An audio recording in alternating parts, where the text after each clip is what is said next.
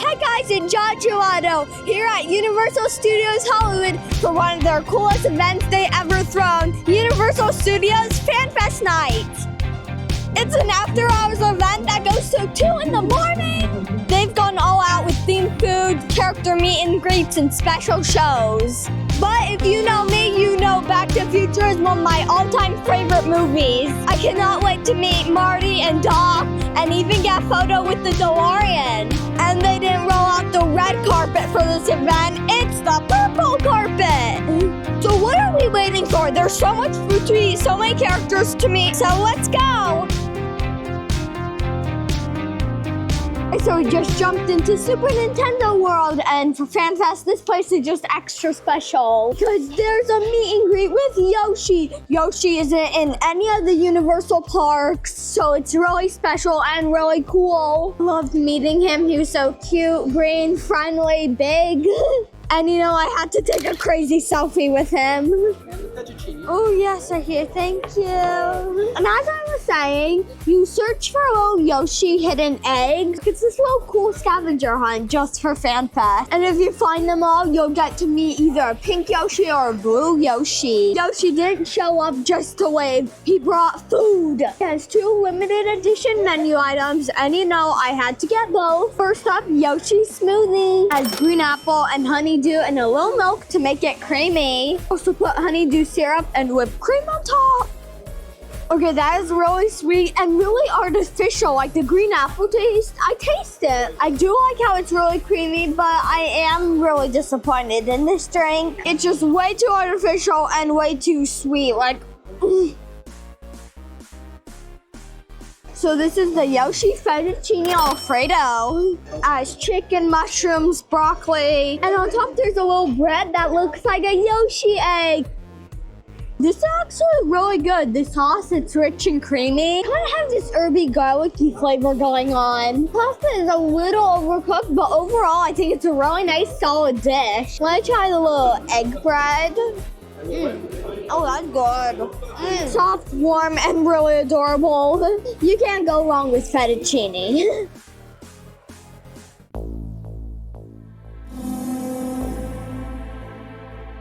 Okay, next up we're in Star Trek territory. Not a huge fan of Star Trek, but I have to say the setup is really cool. This interactive walkthrough that you actually step onto a starship. Once you're on the starship, you get to meet all these characters. It just really feels like you landed on another planet. Then you arrive to Quark's Café. This place is actually named from one of the characters in Star Trek. They also offer a lot of drinks in this place. And I gotta say, the menu has these really wild names. You have to decode what you're actually ordering. For example, this is the Andorian Red Bat. What the heck is an Andorian Red Bat? There's actually a species called Andorians. They have like blue skin. It's herb marinated chicken on a soft bao bun, garlic aioli, caramelized onions, arugula, and tomatoes. It actually comes with something called Andorian tubaru. That's just an alien way of saying French fries. It's gonna be messy. Oh, a chicken, you definitely taste the herb marinade. What really stands out is that garlic aioli sauce. This whole sandwich kind of wet, but not in a bad way. And I love how the caramelized onions give the sweet and smokiness. The purple bun, it's super soft. Yeah, even if you're not a fan of Star Trek, this is still so fun having a purple burger. Did we just make first contact?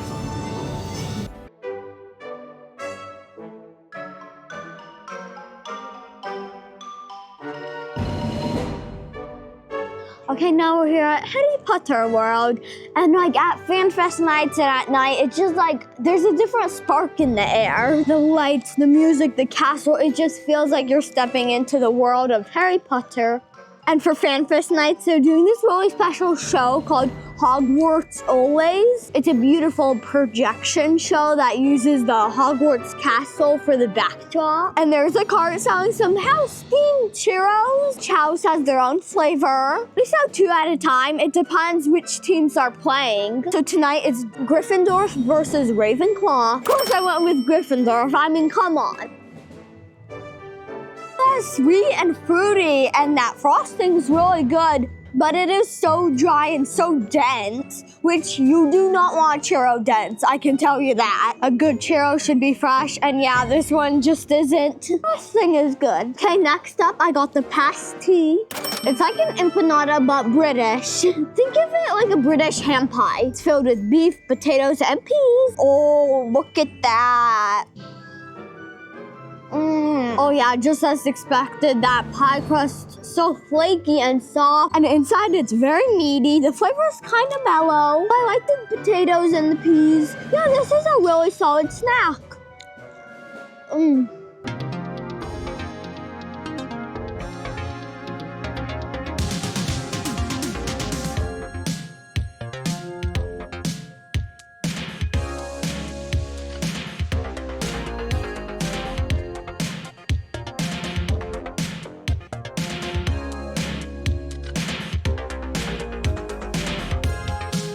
Okay guys, this is heavy. Back to the Future is one of my all-time favorite movies. I love Michael J. Fox. He's my favorite actor. I love the 80s, so yeah, Back to the Future means everything for me. And right now I am standing at the entrance of the Lion Estates, and I'm about to enter Hill Valley, California. Story starts here. Marty comes here awkwardly, enters Hill Valley in 1955. Utterly confused, he has no idea what's going on. And remember, he doesn't even know what a selfie is.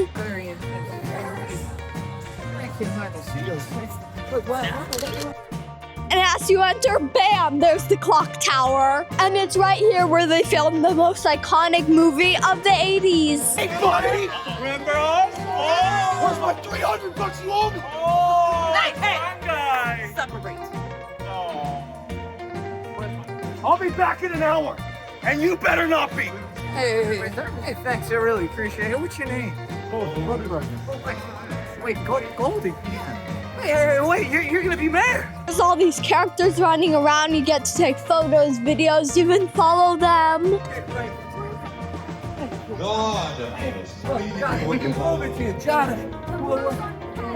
This is really like stepping into the film. I don't know how it gets better than this. Really, I don't know.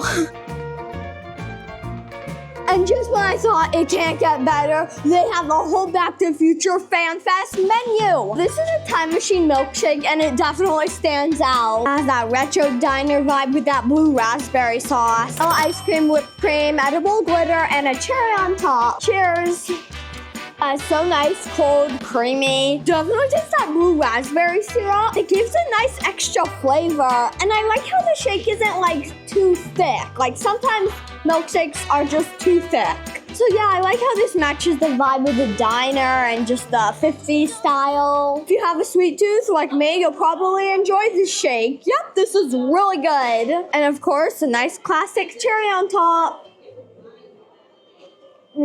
Oh, next I got the time machine pastrami melt. Adds pastrami, Swiss cheese, coleslaw, all on a sourdough bread toasted. Look how cute, it has a low speed limit 88 sign. Yeah, I'm definitely keeping this. Oh, that's good. I can't say though, the bread is a little tougher than I expected. More like a huge crouton, but the flavor of the pastrami is really hitting good. And the coleslaw gives it that nice crunch and creaminess. I love that they give steak fries. When you have fries and a milkshake, you dip the fries in the cream. You get the sweet and salty. This is a perfect meal for a diner, perfect for Back to the Future and super 50s.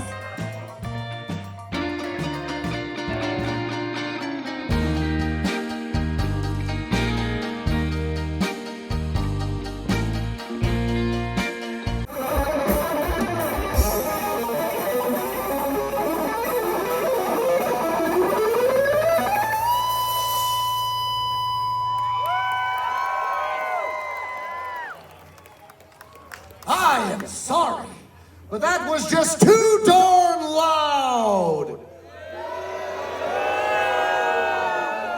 You all have a real attitude problem. I just got my hands on this Outatime cookie. They sell at this little snack shop in Hill Valley. It's a chocolate malt cookie with Whopper candy pieces. You got the fire tire tracks and the iconic license plate. They actually recreated this scene right here on the back lot. They projected the moment the DeLorean hits 88 miles here on the clock tower, and it's really cool to see.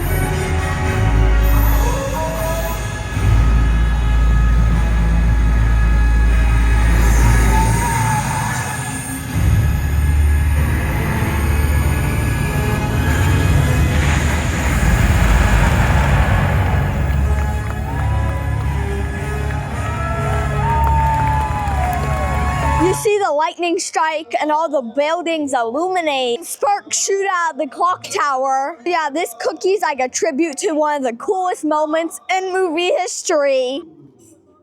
I was expecting it to be dry, but it's actually not that dry. Kind of like the texture of a gingerbread cookie. The flavor is chocolatey, and it's like a thick layer of frosting on top. And you know I have to eat that Outatime license plate. Fun, it's Instagrammable, and it's just so good. Yep, highly recommend.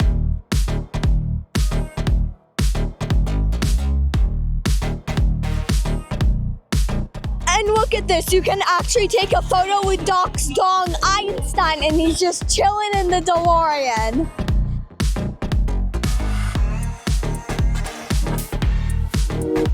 I need your help. We're from the future. Back to the time machine that you invented. You're from the future? That's why you're dressed like a spaceman from Pluto? That's why she's wearing a shirt that says back to the future, because I gotta go back to the future. So you're from the future? Yeah, I need your help. And how did you get back here? From the time machine you invented. Yeah, that's right. Yeah. I haven't invented any time machine. Well, we'll prove it to him. Look, Doc, I'll show you my ID. Look, it expires 87. You haven't even been born yet. Right, I should show him that picture too, right? Yeah. Right, Doc, look, it's me, my brother, and my sister. Sweatshirt says class 84. What sort of fake photographic paper cut off your brother's hair?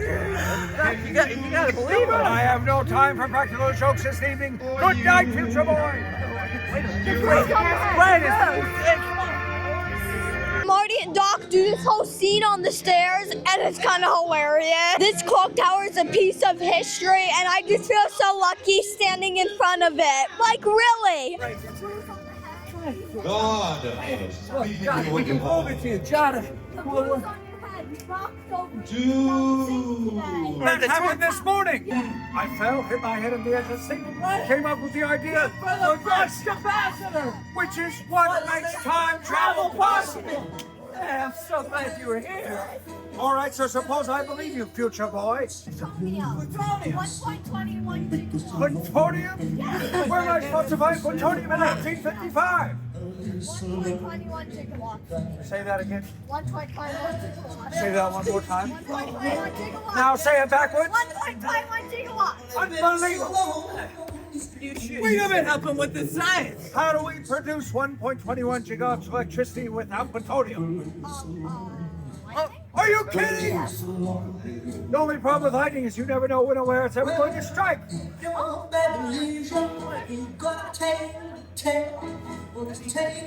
What is your name? I'm so glad you're here. No one else here is as helpful as you are. Doc, we had this plan. It will strike. Thank goodness you were here. This is the answer. It says here that aboard the lightning will strike the clock tower at 10:04 p.m. tonight, November 12, 1955. That's just a few hours from now. All right. If we could somehow harness this lightning. What's this? It's a thing called a microphone. It's future stuff. Right. Future stuff. It's like it's a rerun for you. Yes. She knows everything that's gonna happen. What's a rerun? You'll find out. Look, well, what's the name of that dance that they gotta go to? Enchantment under the sea dance? The rhythmic ceremonial ritual coming up?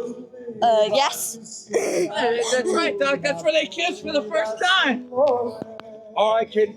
Stick your father like glue. Takes your father, takes your mother to the dance, and then they kiss. Yeah, okay, no pressure. Look, can some of you guys help him out with that experiment? And we got to figure out some stuff for George to do. So, Yeah.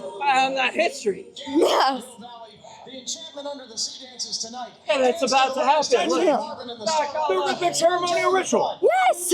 Doc, I'll see you in a few hours, okay? And then we can send me back to the future. Okay, happy trails, future boy. Hey, Jada, thank you so You're much for being welcome, here. yeah. All right, I gotta get out of here. Yeah. Okay, I feel like the highlight of this fan fest is the Back to Future. I came here and I couldn't leave. Like, it's almost 2 in the morning and I came here like at 7. Yeah, that just shows how fun this place is. And I didn't even get to try as much food as I thought I was because I was just like stuck here. Might be wondering, Jada, what's your favorite thing you ate at FanFest night? Well, actually, this might blow your mind. It's everything I got themed after Back to the Future. The milkshake, the pastrami sandwich, and the cookie. All so good. And if you're hungry for more, check out this video or this video and subscribe to the channel. See you there. Bye.